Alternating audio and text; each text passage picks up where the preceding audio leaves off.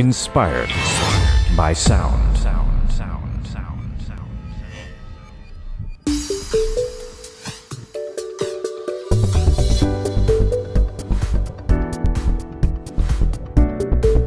Ladies and gentlemen, hello and welcome to another Inspired by Sound podcast, in which I will break down the podcast theme that I made for Aira. Find out more at Aira.io.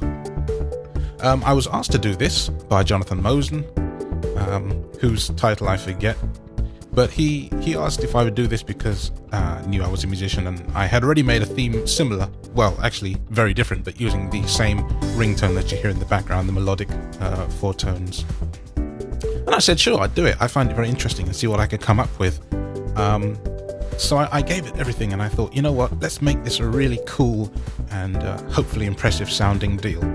So today I'm going to talk about what I used, how I used it, and why. And hopefully you'll come away with an appreciation for some of the madness that goes into themes like these ones. So let's talk about it. See what you think.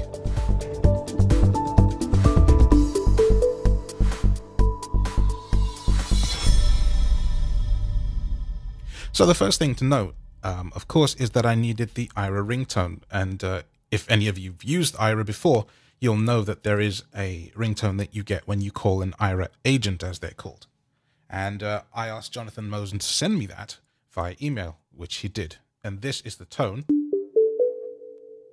So I was like, okay, we need to set that to time. How can we do that? What's the BPM?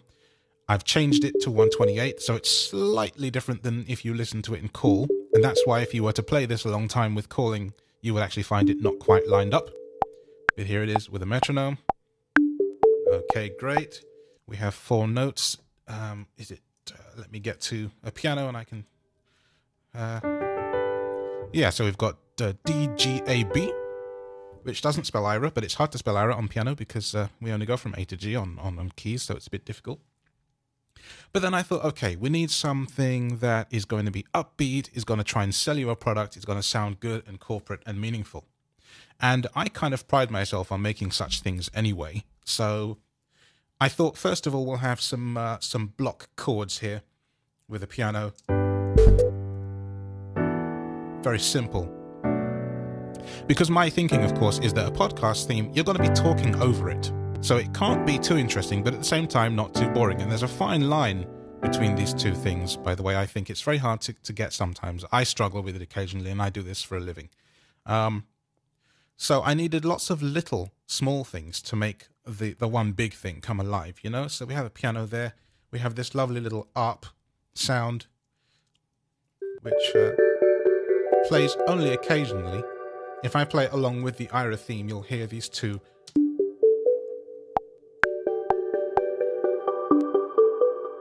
See, now all that does is kind of enhance the ringtone.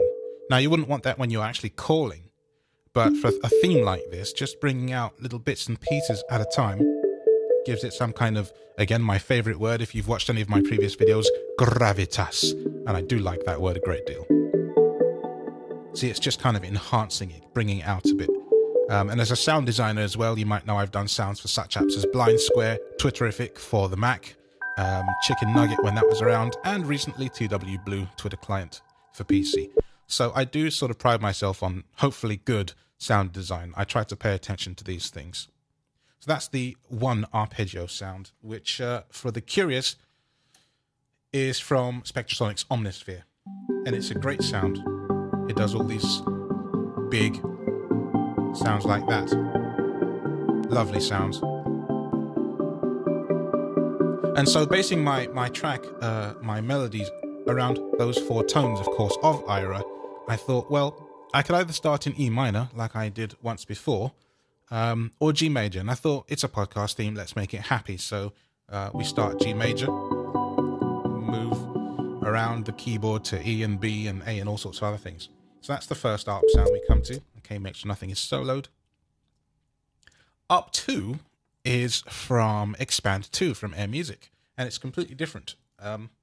It also comes in quite early, and if I solo the metronome for you,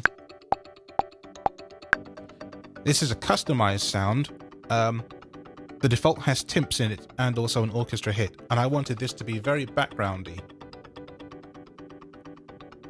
As you can hear, it's sort of playing the piano chords. I'm going to go up and solo the piano for you as well, and you can sort of hear what's happening here.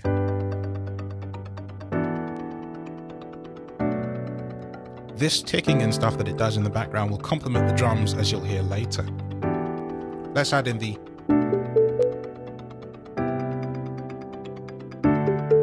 You see, it all starts to come together.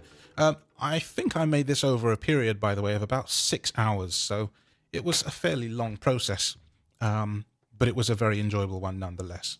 Bass is very important, and I didn't want something that wandered all over the keyboard and kept your attention. As I say, music is not meant to be boring, but neither is it meant to be ear-catching, only in the sense that when you hear it, it does immediately tell you what it is you're listening to. It's supposed to be iconic without being too in your face, because whoever's doing the podcast has to be the one that's telling you and giving you the best information possible. So yeah, it's an interesting world that I live in musically. Bass then. And it basically does that all the way through. 1, 2, 3, 1, 2, 3, 1, 2, 3. If you can hear, there's a very slight delay on the bass too, and that's just from the patch itself. This sound comes from Vacuum Pro, by the way, and I forgot to say the piano. I didn't even say where the piano came from. The piano is from Spectrasonic's Keyscape. It's the Yamaha C7 grand piano. So very simplistic sort of bass line there. And then we have the end bell sound that comes at bar 37, which by this time the intro is nearly over. So we have this lovely, which I'll solo. Great sound there, which is just mimicking, by the way, as you'll be aware, the Aira ringtone itself. The ding, ding, ding, ding. And this is also an Omnisphere sound. And it is very, very quiet. And if I back up to bar 35 and play the ending...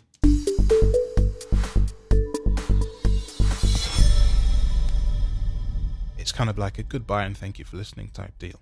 So that's what that does. Very simple. And if I play the sound to you, it's kind of a bit phasey and a bit out of tune and sorts of, it is a bye-bye. It's waving bye-bye. It's drifting off into the distance.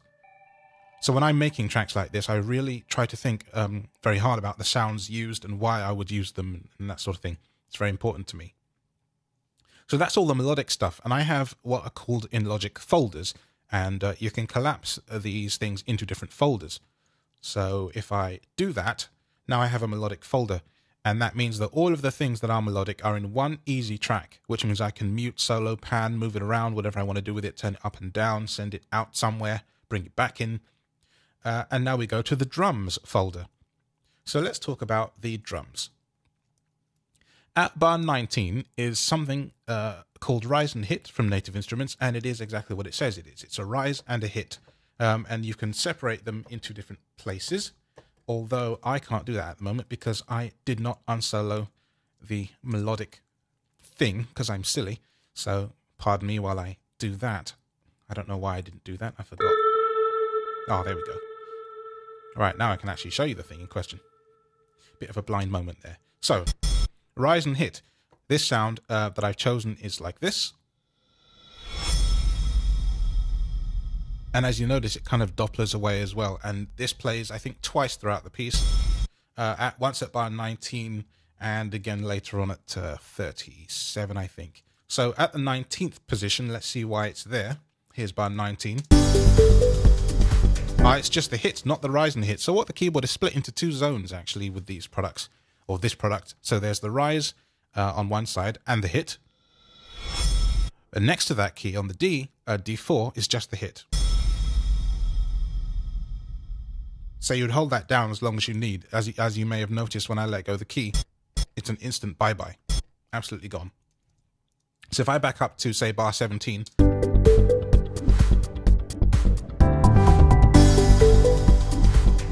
So that is hitting along with a cymbal that I can tell you is playing. You won't know that yet, but we'll get to that. It's crashing along with a cymbal. And also, I want to show you the very ending with the bell. So from bar 36, there's the reverse cymbal as well. This rise and hit sound does that along with the bell. So if I go back to bar 36... And like the bell, which is slightly detuned and dopplered, it fades away with it. So it's part of my goodbye sequence, you see. So there. Intro drums. This one really is intro. It only comes in once throughout the entire piece, from bar 1 to bar 4. And if I solo it, just goes like this. And that's it. That's all it does. It's this is Battery 4, a kit for a product from Native Instruments, and where are we? This is Lucid Mission, by the way, and the kit is Common Kit, or Common Kit, I'm not sure, probably Come On Kit. Speech is pronouncing it rather strangely. And I have a couple of, I've got a plugin on here, which from Waves, which is the H delay stereo plugin, to give me my flanger effect. Yes, I know, a delay giving a flanger effect. Bit weird, but it is. That's responsible for those drums sounding like they do. So as you hear, there's all sorts of different noises in here, but I only needed a couple of them. I needed that one. And that is it. That's all it does. It's very simple. If I play it to you.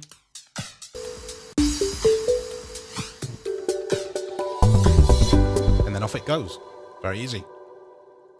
Filtered bass drum. Now this actually is Waves Element Stereo. And we're using a loop from this called Urban Loop. I don't even think it's a drum kit. This is a synthesizer, by the way. It is under the percussion subtype. And what have I done to this? I think I did modify this. And I've got a compressor on it. Solo this for you and we'll see if it... Here it goes. There we go. It's being a bit weird there. And that's the bass drum throughout the piece. You wouldn't think it just by listening to it. Now, if you remember earlier on, I was talking about ARP number 2 from Expand 2. And I was saying that it kind of goes that kind of deal. Now, that complements this bass drum rather well. When I was designing the piece, I was thinking, I need something to go along with this. So what I'm going to do is I'll play you from where the bass drum comes in, and then I'll mute the bass drum and you'll see that things go missing. And this is the fun part of the piece for me of breaking down these tracks, is that when you start taking things away, you really show what's there and why it's there. So here comes the bass drum. I'm going to mute the bass drum now. Oh, it's gone. Let's bring it back. It's very, very subtle. It's not even really a loud bass drum. But again, it's not meant to be kind of punchy in the face. It's just meant to exist. Right, we have some fills now. And the earliest time that these fills come in is here. And these are just hits. So they come in at random positions. Very in the beginning. And if I play you that from the beginning, that's literally the very start of the piece. You'll notice that they crash along with the cymbal, which you'll hear in a minute. And you cannot really hear that under the bass, but if I mute it, you might notice it's gone missing. Oh, there it is. And again with it. So yeah, there's all sorts of things that they do. They come in at different times. I'm not sure if I can find them all because I cannot tell exactly where they are. Let me see. I'll have a look. Right. Oh, okay. Bar 18 is the next one. Oh, yes, I can. Here we are. We can do this. Let's go to bar 17. Now gone to, and let's see if we can find these fills.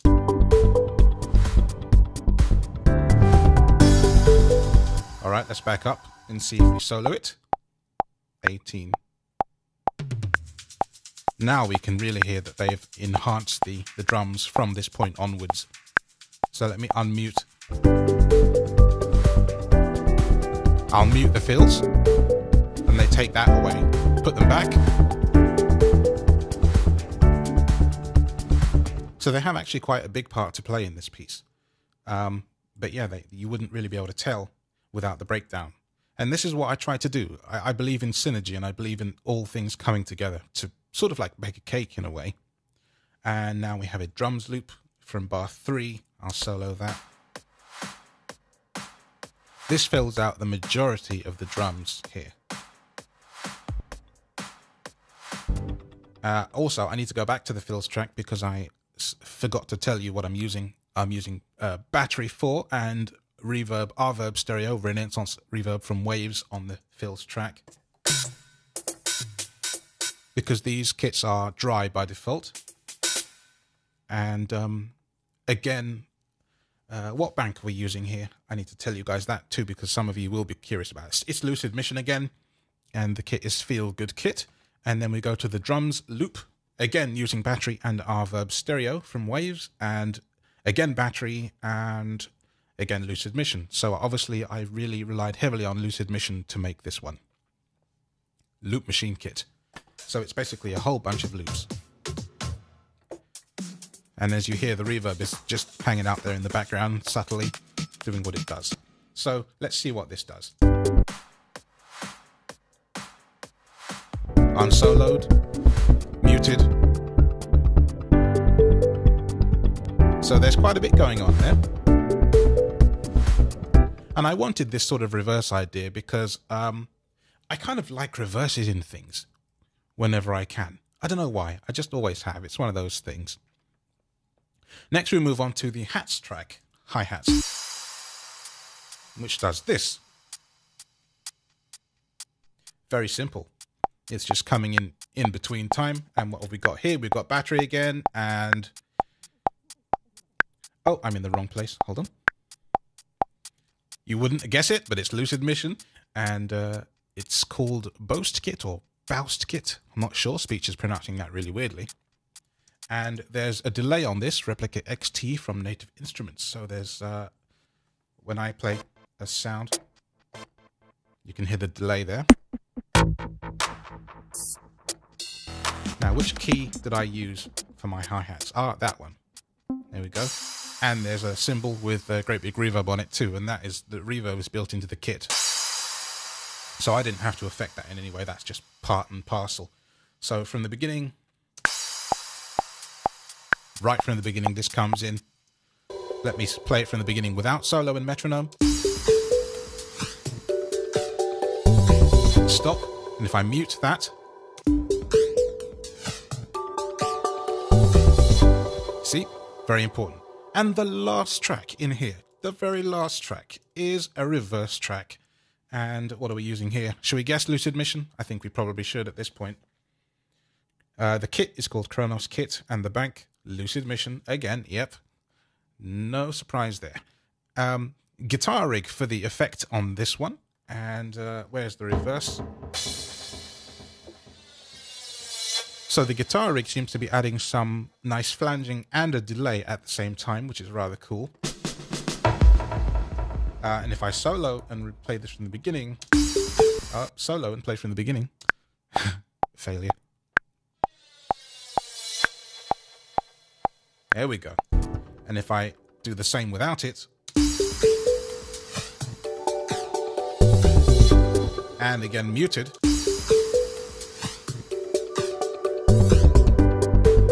so there we have it. That's the whole piece.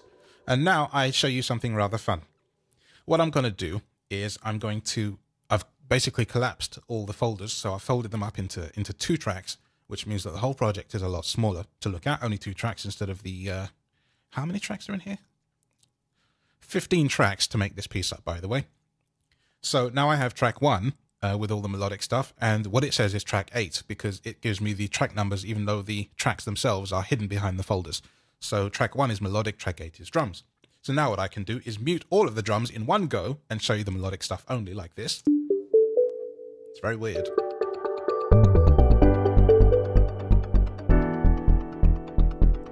And then I'll swap it over and play you just the drums only.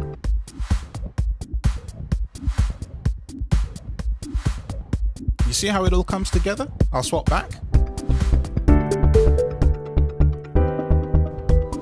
There we go, do it this way. Swap back. And swap back. It's weird, isn't it?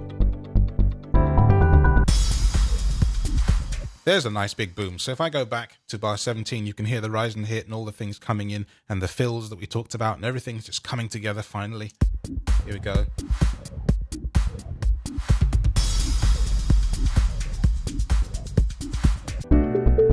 And if we do the same again from bar 17, but with the melodic stuff, at bar 16. So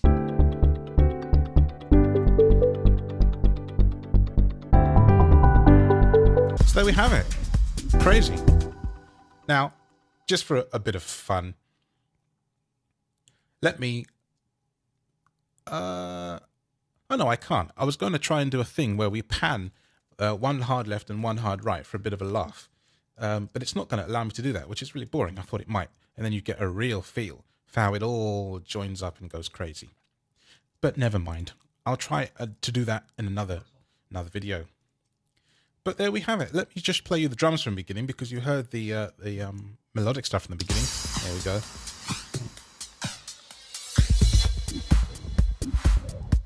And yeah, it's cool. I hope you like that little look at this this very fun project to make. I had a lot of fun making it. I'm not going to lie. It was just lots of fun and full of all sorts of decisions. And why would I use this over that? And why would I use that over this? And so on.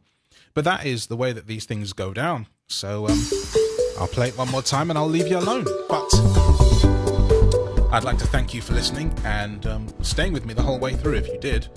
And I hope you got something interesting out of this and a bit of an understanding of how these things come together.